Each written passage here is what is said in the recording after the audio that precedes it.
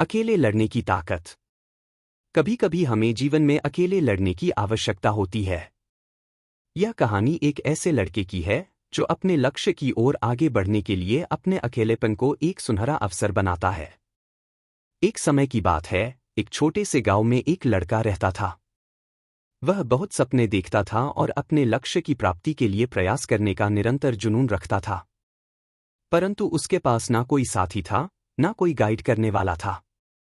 उसके परिवार में भी उसके सपनों को समझने वाला कोई नहीं था।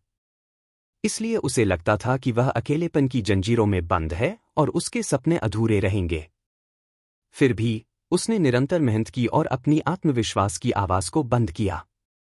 उसकी इच्छा शक्ति और संघर्ष में उसे सही दिशा में आगे बढ़ने की शक्ति थी।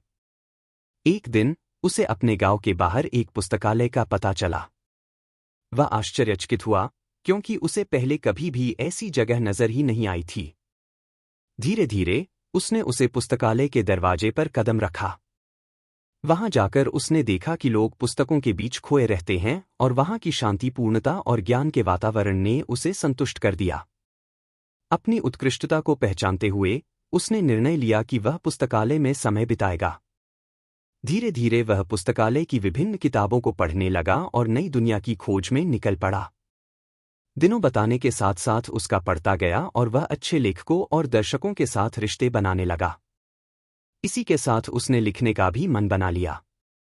उसने कई लेख लिखे, जिसमें से उसका एक लेख प्रकाशित हुआ और उसे अवसर मिला अपने लेखकीय कौशल को दुनिया के सामने प्रदर्शित करने का। वह लड़का, जिसने कभी अकेलेपन को एक रुकावट समझा था, अब एक प्रेरणादायक उदाहरण बन गया। लोग उसे मान्यता देने लगे और वह अपने लक्ष्य की ओर अग्रसर होने में सफल हुआ। इस कहानी से हमें यह सीख मिलती है कि अकेलापन को एक सुनहरा अवसर बनाने के लिए हमें संघर्ष करना चाहिए।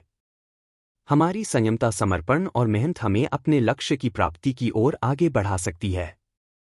इस तरह की और कहानियों के लिए हमारा चैनल लाइक और सब्सक्राइब करें। अलविदा और मिलते हैं अगली बार एक और प्रेरणादायक कहानी के साथ।